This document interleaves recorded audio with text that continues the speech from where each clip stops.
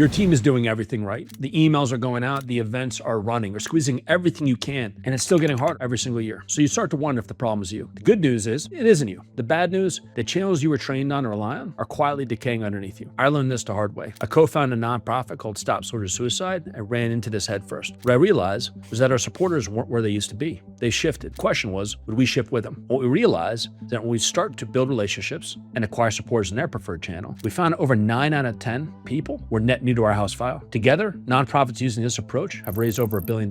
Today, I'll show you the one shift that makes that possible. All right, we got to be honest with ourselves. Individual giving is going up, but it's on the backs of the wealthy. Unfortunately, for the last 15 years, 20 years, less and less people are giving and getting involved. And we all feel it. It's harder to get supporters. It's harder to activate them. It's hard to get them involved in their mission. I think we need to be honest about what we built. So the old growth engine is great for a couple things. One, we can acquire someone. When we acquire that person, what do? Well, on average, I think we send about 63 touch points or emails a year, of which over 50 are for fundraising. So as we continue to send those fundraising asks, we start to see diminishing returns. People stop opening that email. People stop clicking. People stop making that transaction. And what we're left with is the need to refill the funnel. But the problem is the cost is going up. Why? Well, because people don't like that experience. Now, the question we have to ask ourselves, did people stop caring? Did they stop caring about your mission? No. Let's make this as simple as possible. What do you do every day? Are you on social media? How much time do you spend on social media? Your supporters haven't cared less. Their behavior and their expectations have shifted. And whether you like it or not, over 80% of Americans are spending 2 hours a day on social media. The question is, are you going to force them where you want them to be? Or are you going to meet them where they're at? And I learned this firsthand. I co-founded a nonprofit called Stop Soldier Suicide, and we have a mission to reduce veteran suicide and national average by 2030. I can't be prouder about the mission and the team that we have to accomplish that incredible feat. But the challenge is, if I'm being honest with myself, fundraising is harder than it needs to be. I thought wealthy people just wrote you checks. And the problem isn't with the larger checks, because I can feel I can build a relationship. I can get to know someone. I can get them to give on their terms. The problem is with average people like myself. And what I quickly found was I was embarrassed by the donor experience. And I stopped asking my friends and family to get involved. Why? Because if they did make a gift, I knew we didn't have the time or the resources to give them a great experience because they weren't wealthy, right? So what do? We send them an email that they're not going to open. If they do open, they're not going to click. If they do click, they're probably not going to give. It's going to rely on me sending a one-to-one personal email again to get them back involved. So I think what we're facing here is not a fundraising problem. People don't care less. What we're facing is fundamentally a relationship problem. Okay, so there I was, sitting at a board meeting for Stop Soldier Suicide, call it, 8-10 years ago. And the fundraising team got up, shared great information. Then the marketing team. Let's talk about followers, impressions, and likes. Let's talk about engagement. And I raised my hand. I probably didn't raise my hand. I just started yelling and said, well, I don't yell at, I yell with people, right? So I was saying, who cares? Who cares about followers? Who cares about impressions? Who cares about likes? I don't care. Unless anyone wants to be paid in followers, likes, and impressions, let's stop talking about it. But I was wrong, right? Because we're doing all this work because we know that's where people are. But the problem is that social feels like a black box. We continue to invest into it, and what do we get out? Likes, followers, comments? Who cares? We have no idea who these people are. We have no relationship with them. We have no way to attribute anything that they do. Followers are not supporters. They're an anonymous audience. They're faceless, nameless entities, right, that are engaging with our content. The problem is that we're broadcasting. Today, we've been conditioned to talk at people. We post, we hope something magically happens, then we repeat this process over and over and over again. We continue to do the same thing, but yet expect a different result. So what's missing? Well, the real shift is going from a broadcast to a conversation. Instead of talking at people, we want to talk with people. Because when we talk with, we can actually know who they are. It's also shifting from an audience to a relationship. So the new era of philanthropy is not to talk at, but to talk with. And what's missing to drive this new era is a conversion layer. So if we think about our website today, I've yet to meet anyone that truly cares about website traffic and isolation. No one does, right? We care about the conversions that come from website traffic, but conversion into what? Conversion into an email address, into a phone number,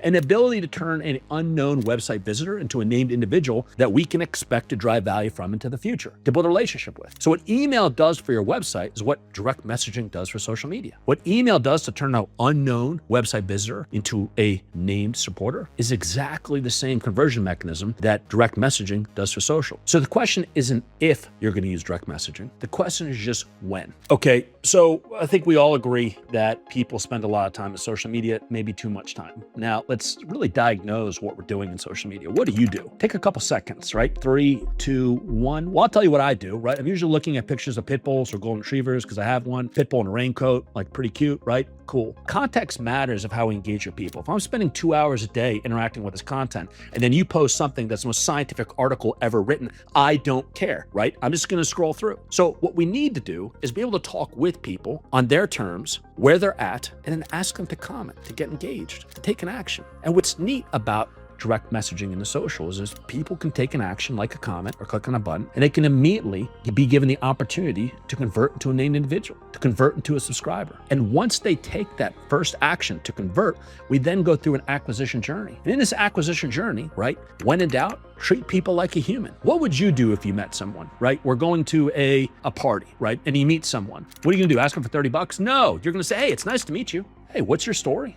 Right? What do you want to do next? So that's the exact same way that we have an acquisition framework. When someone comes in, first thank them for wanting to learn more. Second, right, ask them their story. Hey, tell me about your story. Why are you interested in this? And then second, how do you want to support this cause going forward? And the power of this is we go from unknown social users scrolling 2 hours a day into a named individual without them having to leave the context of where they're spending time.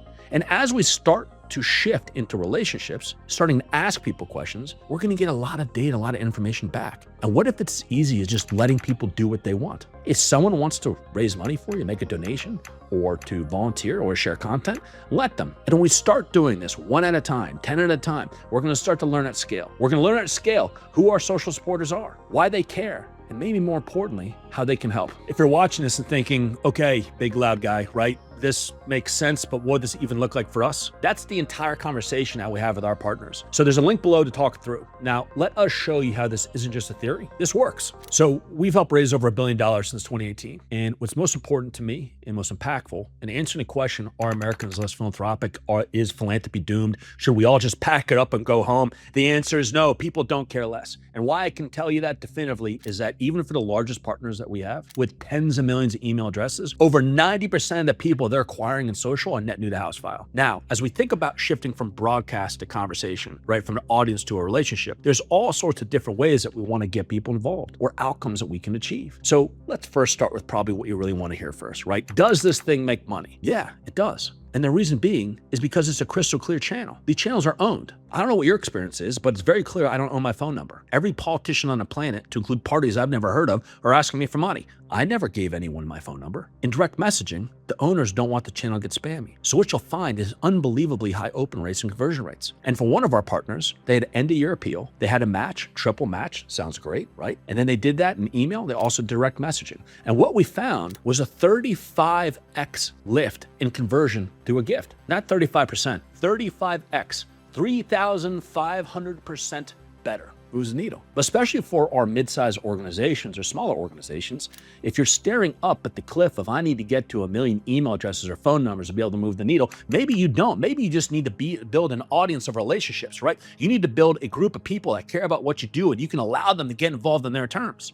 And getting involved in their terms isn't always just about money. What if you could ask people to advocate on your behalf? One of my favorite examples and outcomes is an incredible organization, Michael J. Fox Foundation, that had somehow got a bipartisan bill passed in Congress. And they sent a very simple DM. Would you share this post? Well, the post organically had 47 shares. Well, when we asked people, would you share this post? Simply, in 24 hours, it went to 1,200. Why? Because people care. And the beautiful part about direct messaging is vertically integrated. So you click that one button, it's now rippling through your feed. Your friends and family are getting engaged. Your grandmom is clicking share on that thing faster than you can think, right? So let's ask people to get involved more than just making a gift. And then for our fundraisers, right? Earmuffs for our marketing friends. What do we get out of social? Well, we're going to answer for it. What if we could recreate the experience that you give a wealthy person at scale? What if we could ask every one of our supporters, how do you see yourself making an impact? Well, when we do, we see some pretty outstanding results. For one of our partners, we had 2 ladies write back and saying, we'd like to write you into our will. That's hundreds of thousands of dollars of opportunity. Not because we asked them to give 30 bucks, but we asked them how they want to get involved. And then for myself, right? As I co-founded Stop Soldier Suicide, I started Good United not because I wanted to build a nonprofit tech company. Trust me, I don't, right? But here I'm at. I built it because we needed a solution. And what I'm most proud of, and someone asked me a while back, do I eat my own dog food? Which I didn't understand, but was it, do I use the stuff that I'm building? Well, the whole reason behind Good United is to solve Stop Soldier Suicide's problems. And really pleased, really excited that in the past year, we've helped raise over $3.5 million for Stop Soldier Suicide from hundreds of thousands of new supporters. So when we think about growth, we think about supporters, are they where they used to be or where they are now?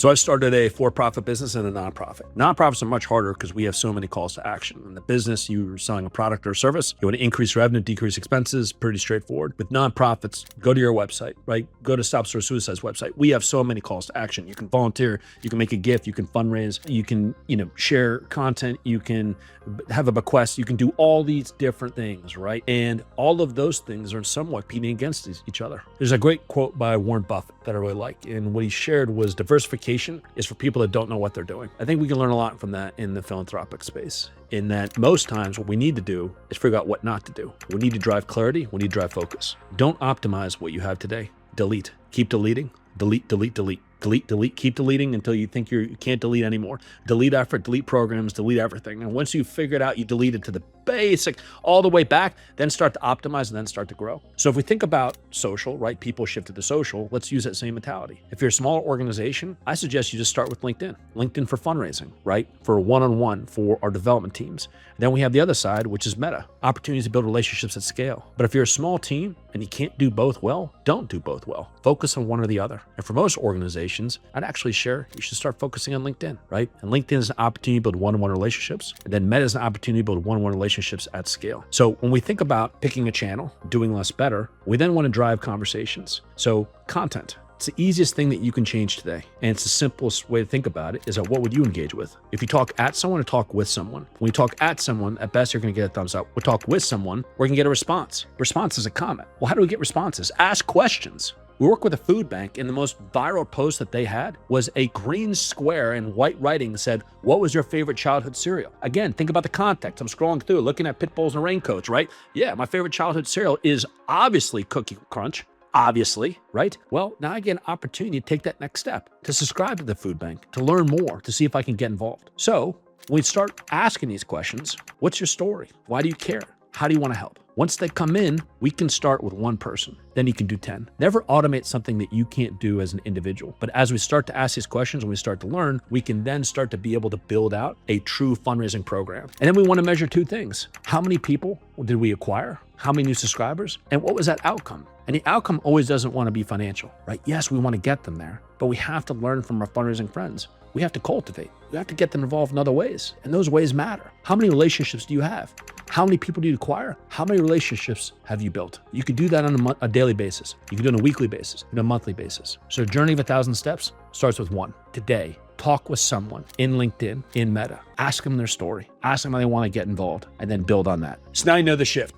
A real channel where your supporters already are, instead of working and decaying one harder. If you want the long version, where I walk through exactly why the playbook that worked in 2015 is failing now, and how the orgs that are actually growing are pivoting to one-to-one at scale, I made a full session on it. It's right here. Go watch it next. And if you'd rather talk about what this could look like for your organization, that's what the link in the description is for. We'll map it out for you. I'll see you over there.